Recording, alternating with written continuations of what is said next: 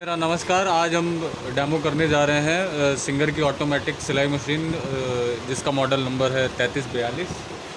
इसमें सबसे पहले तो आप ये जो नॉब देख रहे हैं इसको बोलते हैं stitch pattern selector dial. Stitch pattern selector dial का मतलब हो गया कि जो भी स्टिचेस आपको चाहिए, जैसे मान लेते हैं कि आपको स्ट्रेट स्टिच या सीधी सिलाई करनी है तो आपने इस नॉब को ये डॉट के सामने रख के और सीधी सिलाई कर ली। आपको जिगजैग करना हुआ तो आपने जिगजैग पे रखा डॉट के सामने और आपने जिगजैग कर लिया। इसी तरह से ये सारे डेकोरेटिव स्टिचेस भी इसमें बने हुए हैं। जो भी स्टिचेस आपको चाहिए, जैसे मान लेते हैं कि इसमें 3 टाइप के स्टिचेस बने हुए हैं। एक ब्लैक कलर से इंडिकेट है, दूसरा ब्लू कलर से इंडिकेट है और तीसरा रेड कलर से इंडिकेट है। तो जैसे ही आपको कोई ब्लैक वाली कोई भी डिज़ाइन करनी है तो सिंपली आपको ये लेंथ वाला ऑप्शन है, लेंथ वाला नॉब है, तो आप इसको रखोगे 0 से लेके 4 mm तक सारी ब्लैक वाली डिज़ाइनें बनेंगी। इसके बाद जब भी आपको ब्लू वाली कोई डिज़ाइन करनी होगी तो आप ये इसको ब्लू पे ले जाओगे, S1 पे ले जाओगे। और इसी तरह से कोई भी रेड वाली अगर डिज़ाइन करनी है तो आप इसको S2 पे लेके जाओगे। बाकी ब्लैक वाली डिज़ाइंस के लिए हम इसको सिंपली 0 से लेके 4 mm तक रखेंगे, तो सारी ये ब्लैक वाली डिज़ाइनें बनेंगी। इसके बाद ये जो डायलर कहलाता है आपका, ये विड्थ सेलेक्टर डायल है। किसी भी स्टिचेस का आप विड्थ भी छोटा बड़ा कर सकते हो, ठीक है। इसके अलावा ये कहलाता है thread tension dial. Thread tension dial का मतलब हो गया धागे के तनाव के लिए है। जो भी धागा आप ऊपर लगाओगे, जैसे मान लेते हैं आप कॉटन का थ्रेड यूज़ कर रहा हो तो इसको आप रखोगे 2 से 6 के बीच में। रेशम के धागे के लिए आप इसको लेके चले जाओगे 0 से 1 के बीच में।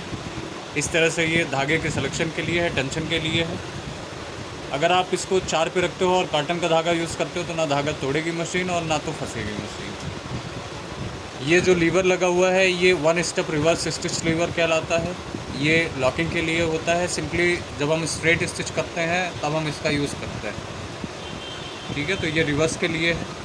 इसके अलावा इस मशीन में आपको ऑटोमेटिक धागा डालने के लिए ऑटोमेटिक निडल थ्रेडर मिलेगा। ये जैसे बाकी हम ब्लैक मशीन यूज़ करते हैं या तो इंडस्ट्रियल मशीन आपने देखी होगी, उसमें क्या होता है कि धागा जो है तो साइड से जाता है।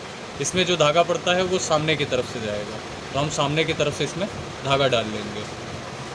अब इसके फेस पे आ जाते हैं तो आप देखेंगे कि फेस प्लेट पे ही कटर मिल जाता है, तो बार बार आपको क्या कहते हैं सीज़र की आवश्यकता नहीं होती है। इसमें आप थ्रेड को फंसा कर और धागे को कट भी कर सकते हैं। अभी डिटेल में जब हम डेमो करेंगे तो ये सारी चीज़ें हम आपको करके भी बताएंगे, ठीक है। इसके अलावा ये इसका स्टोरेज बॉक्स कहलाता है। यहीं पे आपके सारे अटैचमेंट वगैरह आप प्लेस कर सकते हो, ये स्पेस मिल जाता है। और सिंपली जब आप ब्लैक मशीन या इंडस्ट्रियल मशीन लेते हो तो वो प्रॉपर एक पटरा पावदान या तो बेस कवर के साथ आती है। लेकिन ये जो ऑटोमेटिक सिलाई मशीन है ये आपका एक ये जो स्पेस होता है इस फेस के सामने, तो यहाँ पे आप फ्री आर्म सर्कुलर स्टिचिंग, जैसे आपको ये स्लीव वगैरह सिलनी है, आस्तीन वगैरह सिलनी है, तो आप इसको राउंडेबल स्टिच भी कर सकते हो यहाँ।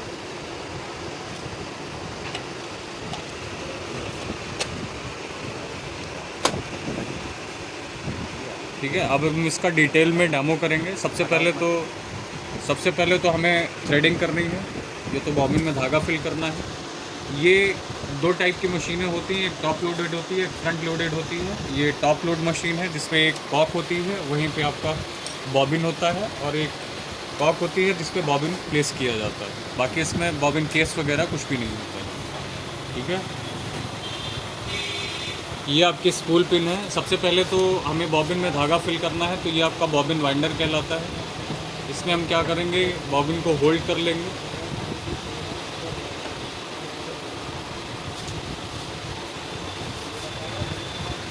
ये आपकी स्पूल पिन है, इसमें हम स्पूल रख सकते हैं। इसमें डबल स्पूल का भी ऑप्शन है, एक यहाँ पे है और एक ये फ्लैट टाइप में भी आती है, आप दोनों जगह रख सकते हैं। सबसे पहले इसको हमने स्पूल पिन पे रखा है। ये आपकी बॉबिन गाइड है, इसमें फर्स्ट नंबर का सिंबल कह रहा है कि आप बॉबिन गाइड का यूज़ करते हुए थ्रेड को बॉबिन तक लेके जाएंगे। हमेशा बैक एंड से लेके जाएंगे, इसको बैक एंड से लेके जाएंगे और 1-2 वाइंड अप हम अपने हाथ से कर देंगे, मतलब 1-2 लपेट हम अपने हाथ से लगा देंगे। इसके बाद ये आपका बॉबिन स्टॉपर कहलाता है, तो इसको हम स्लाइड करके राइट हैंड साइड पे लेके जाएंगे। अभी हमारी ये लेफ़्ट हैंड साइड पे है, इसको स्लाइड किया और हम इसको राइट हैंड साइड पे लेके गए। इसके बाद ये स्पीड कंट्रोलर है। इस मशीन की जो मैक्सिमम स्पीड होगी वो 800 SPM होगी। तो जितना आप स्पीड कंट्रोलर को प्रेस करोगे उतना स्पीड आपकी घटेगी और बढ़ेगी। ये हमने बॉबिन में धागा फिल कर लिया। अब इसको हम स्लाइड करके फिर से लेफ्ट हैंड साइड पे लेके जाएंगे और बॉबिन को ऐसे बाहर निकालेंगे। फेस प्लेट पे ही कटर है तो हम इसको यहाँ से कट कर लेंगे। ये कटर है। अब ये जो कॉर्क बनी हुई है बॉबिन को प्रेस करने के लिए, इस पर देखिए सैम्बल भी बना हुआ है, यहाँ से लेके जाएंगे और एक ये सीज़र होती है, ये सीज़र के पास ले जाके हम इसको कट करेंगे। कट करने के बाद ये इसकी प्लेट है, इसको हम कवर कर लेंगे। इसके बाद हमने बॉबिन में धागा फिल किया बॉबिन वाइंडर का यूज़ करते हुए, और हमने बॉबिन गाइड का यूज़ किया। अब इसमें जो प्रोसेस है थ्रेडिंग के लिए, वो सबसे पहले तो फर्स्ट नंबर इस पर भी बना हुआ है, फिर सेकंड नंबर पे ये थ्रेड गाइड है, हम इस पर रखेंगे, और थर्ड नंबर पे इसी फेस से नीचे चले जाएंगे, और फोर्थ नंबर पे ये कह रहा है यूटर्न लेने के लिए, तो हम यूटर्न ले लेंगे। इसके बाद इस फेस कवर के अंदर ही एक तो हैंड व्हील को अपनी तरफ घुमा के इसको बाहर लेके आएंगे, ये टेकअप लीवर बाहर आ जाएगा।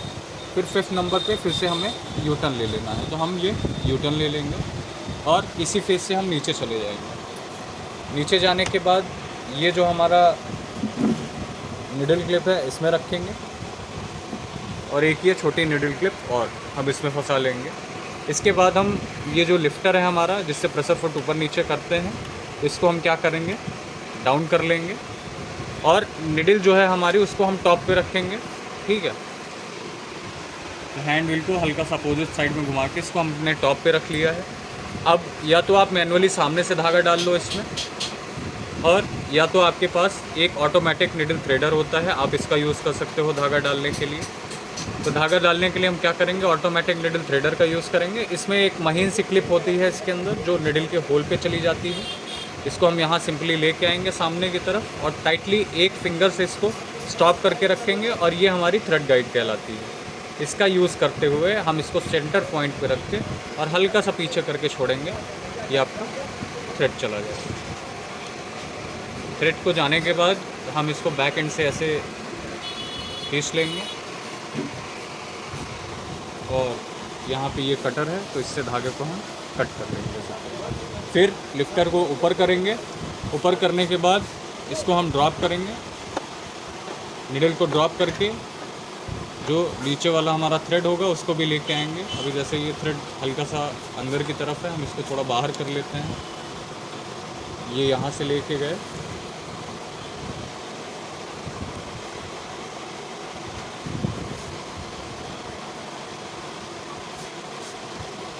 ये इस पर प्लेस किया। अब इसको हम ड्रॉप करेंगे निडल को,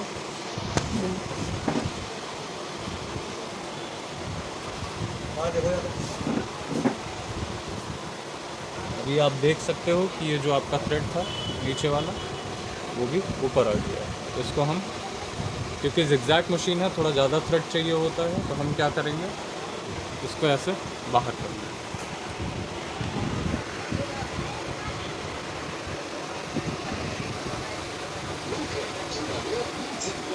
अब हम इसमें सिंपली फैब्रिक लगाएंगे। फैब्रिक लगाने के बाद हम क्या करेंगे कि हमें अगर स्ट्रेट स्टिच करनी है, सीधी सिलाई करनी है, हम इसको सीधी सिलाई पे रखेंगे। लेंथ जो हम लोग रखते हैं स्टैंडर्ड, वो 2 से 2.5 के बीच में रखते हैं। ये स्पीड कंट्रोलर है, इसको हम प्रेस करेंगे और चलाएंगे। लॉकिंग करनी है तो ये रिवर्स के लिए लीवर है, ये लॉक हो जाएगा, बक्के आपकी लॉक हो जाएगी। अब टाके बड़े करने हैं तो हम इसको लेंथ वाले ऑप्शन को थोड़ा ज़्यादा पे रख लेंगे और इसको फिर से चलाएंगे मशीन को। लॉकिंग के लिए सेम वही रिवर्स का यूज़ करेंगे। इस तरह से हम सीधी सिलाई कर सकते हैं इसमें। अब देख सकते हो स्टिचिंग में कोई फ़र्क नहीं है। ये हमने लॉकिंग की थी यहाँ पे, ये बैक एंड पे भी उसी तरह से, ठीक है।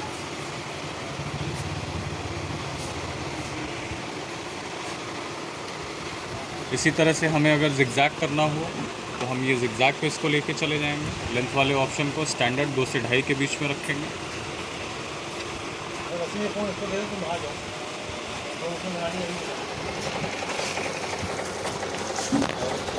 ये हम ज़िगज़ैग कर रहे हैं। ज़िगज़ैग के अलावा